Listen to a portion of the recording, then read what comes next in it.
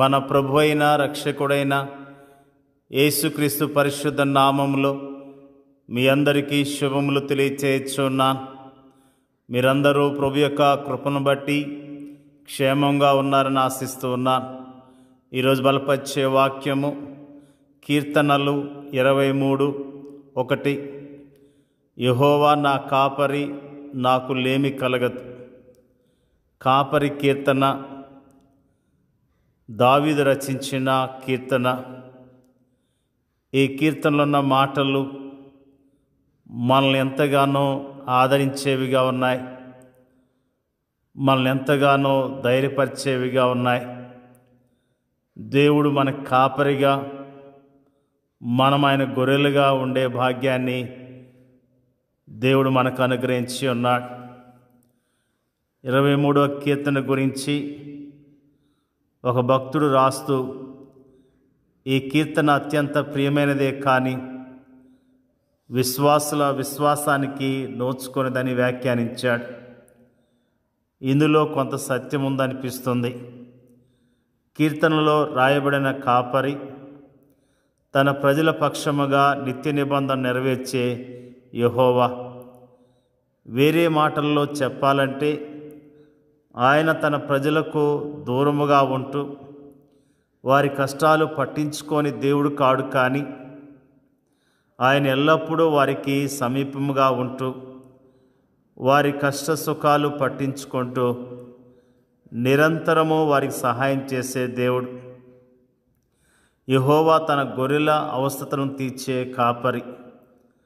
ఆయన వారికి ఎలాంటి లోటు రాకుండా చూచే కాపరి. యెహోవా ఈరే అనే మాటకు చూచుకునే దేవుడని భావము.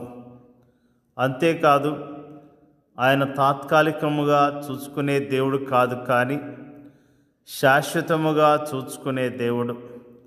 ఆయన మానవులకు మాత్రమే కాదు, ఆకాశ పక్షులకు కూడా అలానే చేస్తాడు. ఆయన సాధారణ అవసరతలు మాత్రం తీర్చే దేవుడు కాదు, కానీ ప్రత్యేక అవసరతలను కూడా తీర్చే దేవుడు. ఆయన పాపపు బలియాగమునకు గొర్రెపిల్లను సమకూర్చాడు. మన కాపరి మన అవసరతలన్నీ తీర్చాడు.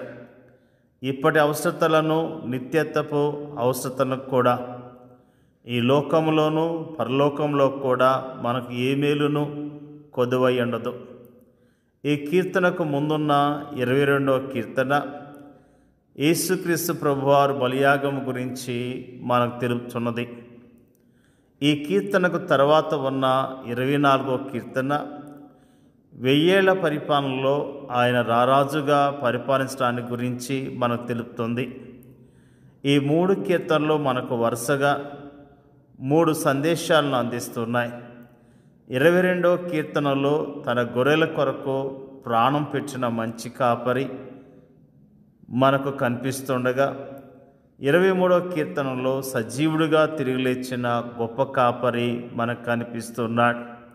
ఇక 24వ కీర్తనలో అంతం లేని మహిమ రాజ్యమును స్థాపించేందుకు రానయ్యున్న మహిమ కాపరి మనకు కనిపిస్తున్నాడు.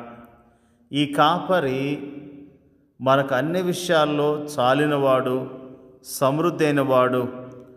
అలాంటి కాపరి మనకుంటే ఇక మనకేం కావాలి? దేవుని యొక్క వాక్యంలో మనము కాపరి గురించి జ్ఞాపకం చేసుకుంటూ ఉన్నాం. కాపరి మన గురించి ఎంత ప్రత్యేకమైన శ్రద్ధ కలిగి ఉన్నాడో ఆ విషయాన్ని ఈరోజున మనము జ్ఞాపకం చేసుకున్నాం. ప్రేమైన దేవుని యొక్క ప్రజలారా, నిజంగా కాపరి యొక్క విలువను గుర్తిస్తున్నావా?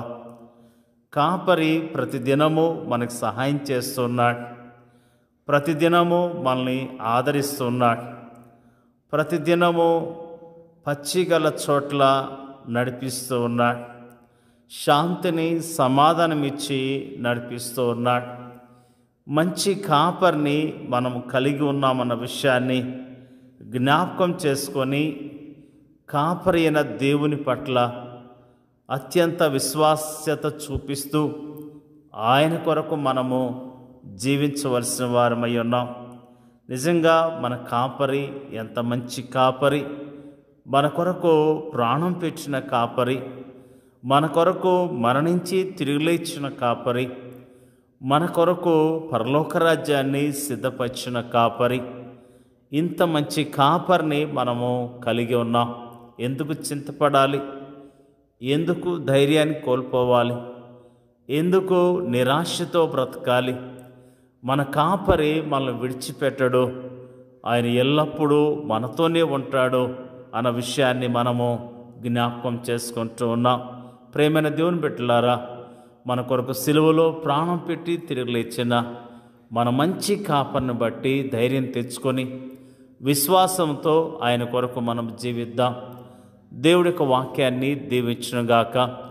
పరిశుద్ధుడైన మా తండ్రి, మంచి తండ్రి, నీకు స్తోత్రాలు. మంచి కాపరి స్తోత్రాలు తెలియజేస్తూ ఉన్నాం. ప్రధాన కాపరి నీకు వందనాలు. గొప్ప కాపరి నీకు వందనాలు తెలియజేస్తూ ఉన్నాం. నీ యొక్క వాక్యంలో నుంచి మాకు తెలియజేసిన అద్భుతమైన మాటలను బట్టి స్తోత్రాలు తెలియజేస్తూ ఉన్నాం. మేము నీ ప్రజలుగా యోగ్యముగా జీవించడానికి మీరే నీ కృపను మెండుగా దయచేయమని ప్రార్థన చేయుచున్నాం. మరి ముఖ్యంగా ప్రార్థన చేయుచున్నాం తండ్రి, మా దేశాన్ని కనికరించండి, మా దేశ ప్రజలను రక్షించండి. మా దేశంలో ఉన్న ప్రజలు నిజముగా మంచి కాపరిన దేవుడు యేసుక్రీస్తు ప్రభు అని గుర్తించడానికి, నమ్మటానికి, విశ్వాసముంచి రక్షణ పొందటానికి మీరే సహాయం చేయండి అయ్యా. ప్రార్థన చేయుచున్నాం. మరి ముఖ్యంగా నీ నమ్ముకొని నీ ప్రజలుగా జీవిస్తున్న ప్రతి విశ్వాసిని దీవించి ఆశీర్వదించండి అయ్యా. స్తోత్రాలు. వారికున్న ప్రతి అవసరత మీరు తీర్చమని ప్రార్థన చేయుచున్నాం తండ్రి.